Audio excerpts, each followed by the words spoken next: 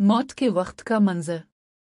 हज़रत आयशा रज़ी अल्लाह अन्हा बयान करती है, रसूल अल्लाह अलैहि वसल्लम की वफ़ात के वक्त आपके पास एक पानी का प्याला था।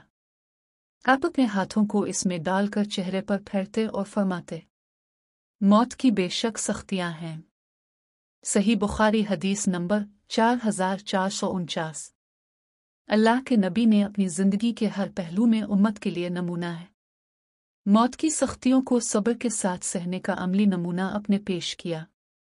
आपकी वफ़ात के वक्त आने वाली सख्ती का जिक्र इस बात का भी पैगाम है कि अल्लाह के सबसे प्यारे नबी को भी मौत की सख्ती से गुजरना पड़ा, तो हमें भी अपनी ज़िंदगी में हर आजमाइश को सब्र के साथ कबूल करना चाहिए।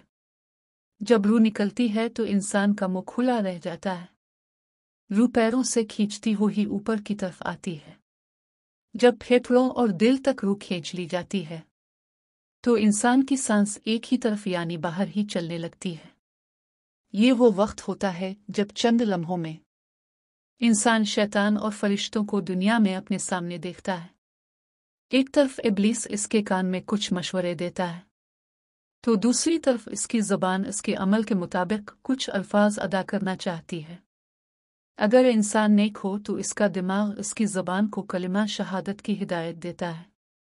अगर इंसान काफिर या मुशरिक दुनिया परस्त हो तो इसका दिमाग कन्फ्यूजन और एक अजीब हैबत का शिकार होकर शैतान के मशवरे की पैरवी करता है और बहुत ही मुश्किल से कुछ अल्फाज ज़बान से अदा करता है।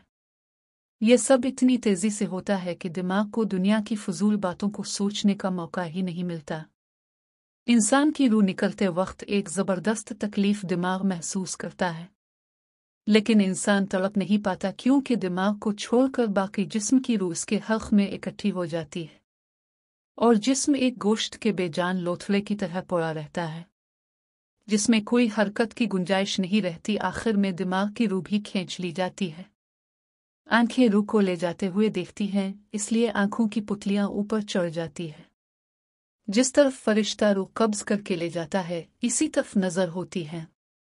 इसके बाद इंसान का आलम बरज़ख का सफ़र शुरू हो जाता है जिसमें रूह तकलीफ़ों के तहखानों से निकलकर आराम के महलात की आहट महसूस करने लगती है। जैसा कि इससे वादा किया गया है, जो इस दुनिया से गया वापस कभी आता नहीं, क्योंकि इसकी रूह आलम बरज़ख का इंतज़ार कर रही होती है जिसमें उसका ठिकाना दे दिया जाएगा। इस दुनिया में महसूस होने वाली तवील मुद्दत उन रूहों के लिए चंद सेकंड से ज़्यादा नहीं होगी।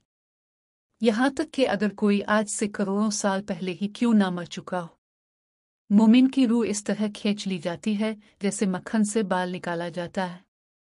गुनाहगार की रूह को कांटेदार दरख्त पर पड़े मखमली कपड़े की तरह खींची जाती है।